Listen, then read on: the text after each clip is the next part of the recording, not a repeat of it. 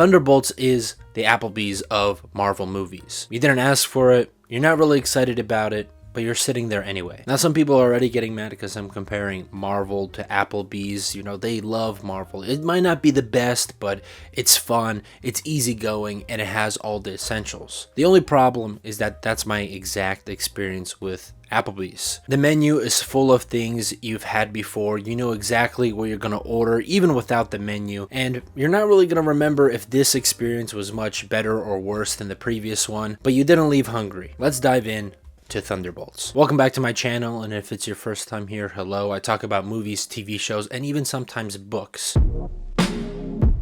To be fair, Thunderbolts is not as bad as microwaved leftovers. Florence Pugh's character Lena and her father, played by David Harbour, are really the emotional engine of the movie. They are bringing genuine tears and joy to the film. They're making a lot of these moments stick and land, even with the Marvel formula working against them, trying to make every single moment either a quip or a joke. You actually care about this relationship, and it's one of the very few things that actually has a full resolution from beginning to end. And they were able to pull it off even with their stupid Russian accents. Who sent you, Bob? Louis Pullman as Bob is also doing a fantastic job. The script just refuses to give him a serious moment, unlike with Lena and her father. And there's at least one standout action sequence that I really enjoyed. I thought it was very exciting, and a lot of the banter between our main characters is funny, even though you can tell they're more reliant on the humor than ever before. It's comfort food Marvel. It's not gourmet, but hey, sometimes you just want chicken tenders.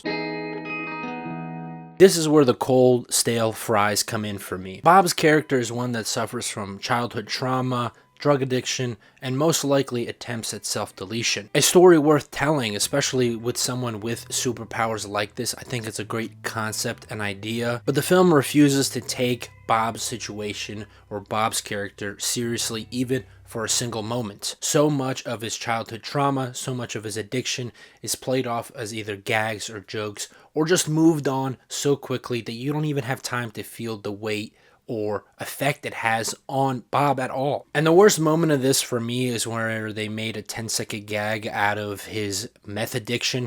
At one point he was like a sign holder working for minimum wage, and he was addicted to drugs, addicted to heavy drugs, and the movie plays it off as just another joke, which is crazy because at this point in the movie we're supposed to be like tackling his internal issues, but it still can never be taken more seriously than a one-liner. And I understand that this movie is all about past traumas, and that even right now you don't know what someone is going through, and that these characters come together and they're stronger than they ever would be alone. It's the power of friendship, something that we've seen plenty of times before. We'll use the power of friendship. The only thing is that only one of the characters gets one serious scene, and this is with Lena and her father.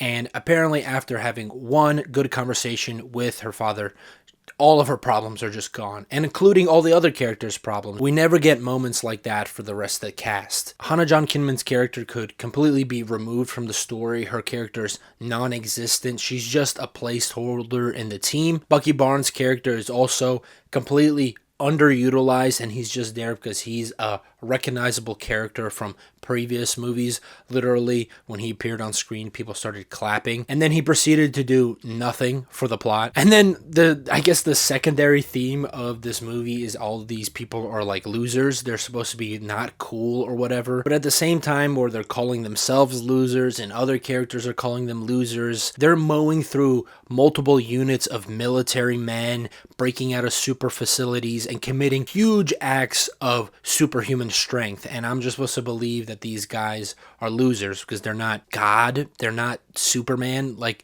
it's just not believable, and I don't buy it. And the worst part about this movie is that it's very inoffensive, and all the points that I'm gonna bring up now and the ones that I already have brought up, people are just gonna ignore because you can. And so people will. This movie just wants me to laugh and enjoy the very mundane action sequences, and then it carelessly throws in a metaphor about depression and sadness and meaning in life, and then it moves on, even though it is the climax of the film. But do I really want Marvel to tackle these subjects in a serious manner?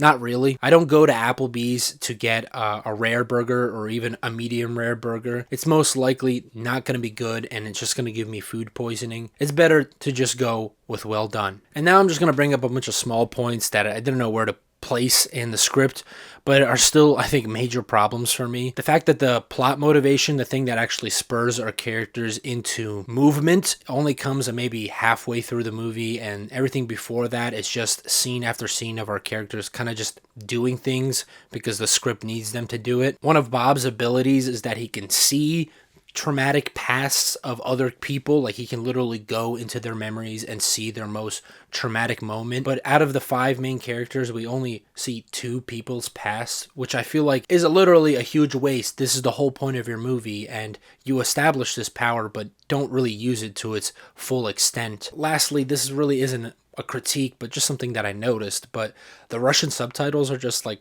they're off. Well, they're in English for the Russian words.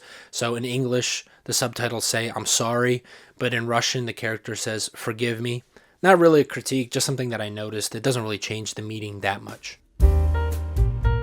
So what's the point of Thunderbolts? Well, I think it's just Marvel's attempt at making a Suicide Squad, but a lot less dark, a lot less chaotic. It pokes at themes of redemption and teamwork, but it refuses to go any deeper than surface level. It mainly just feels like Marvel trying to reorient into a lower stakes universe, but one that is continuously more and more connected, which, to be fair, it does succeed at that. It's not ambitious, but I wouldn't say it's embarrassingly bad either.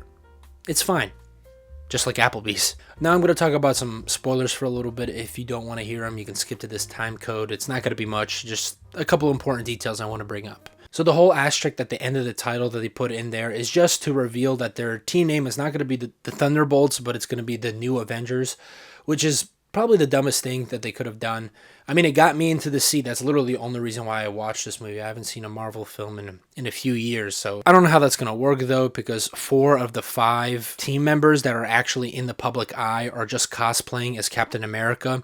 And then literally right after that, they tease a Fantastic Four movie, and apparently the Fantastic Four wanted to be the Avengers. It's a big mess right at the end with just announcing more products and more things to be excited for, even though it's probably going to be much of the same. Don't ask questions. Just consume product and then get excited for next product. And then this is probably the worst part. I didn't want to say this earlier in the script, but it's revealed near the end of the movie that Bob's depression is not just like sadness in his brain, but actually part of his superpowers. It's like this demon living inside of him called Void or whatever, and it's actually like a real thing. Like it's a tangible thing. At one point he punches his depression, which I feel like really ruins the metaphor even further than I mentioned earlier. But that's really it for spoilers. There's not much in this movie that can be spoiled. Overall, the movie is very middle of the road. I can't really hate it as much as I've hated other Marvel films, but I'm also not going to say this is some kind of return to force or return to the good old days. It's Marvel's equivalent of, it's fine, I guess we'll go to Applebee's since we can't decide on anything else. And I can't describe it any better than that. So I'm going to give it, out of my rating score, a 5 out of 10 mozzarella sticks. But let me know what you thought about Thunderbolts. Were you satisfied? Were you left hungry for more? Let me know in the comments down below. As always, if you like what I do here, leave a like, subscribe, and if you really love what I do here, you can always support me by buying me a coffee. As always, love you. I'll catch you in the next one. Godspeed.